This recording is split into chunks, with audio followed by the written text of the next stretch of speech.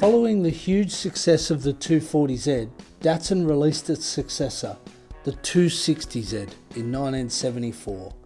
The aggressive and sleek exterior styling was very similar to its predecessor, with the interior receiving an updated dash console featuring integrated air conditioning to a climate control panel.